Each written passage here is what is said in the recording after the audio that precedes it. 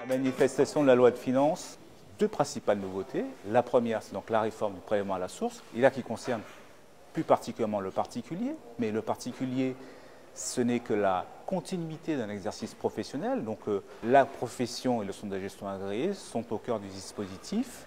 Et ici, on a donc cette fiscalité du particulier qui est aménagée par le prélèvement à la source. Et l'autre dispositif majeur, c'est ce fameux examen de comptabilité. Et pour les adhérents de centre de gestion agréé, c'est donc ce contrôle sur pièce en fait qui est réduit, qui est allongé, pardon, puisqu'on peut en bénéficier. Quand on est membre de centre de gestion agréé et qu'on est accompagné par un expert comptable, on en bénéficie pour 6 ans, alors que si on n'est pas accompagné par un expert comptable, c'est que 3 ans. On a noté pour le département d'Outre-mer deux dispositifs intéressants. C'est le maintien de l'exonération des LFA pour 2016, pour 2017 au même niveau que 2016. Et le deuxième axe aussi important dont on a discuté, c'est le dispositif CICE qui se trouve renforcé pour 2017 puisqu'on passe à 9% au lieu de 7% pour 2016.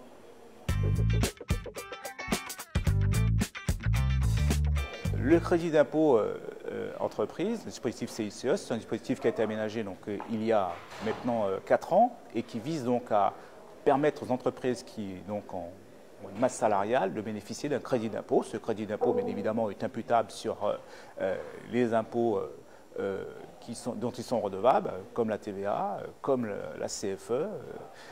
Et surtout, ce crédit d'impôt, dans son dispositif pour les départements d'outre-mer, se retrouve renforcé. C'est-à-dire qu'en métropole, le taux de crédit d'impôt est de 7, alors que dans nos départements d'outre-mer, pour 2017, notre taux est de 9%. Donc on peut bénéficier d'une réduction salaire brut plafonnée à 2 SMIC et demi d'un crédit d'impôt qui peut être imputé, bien évidemment, sur d'autres impôts dont le contribuable est redevable et qui va être remboursé si on ne peut pas l'imputer. Voilà.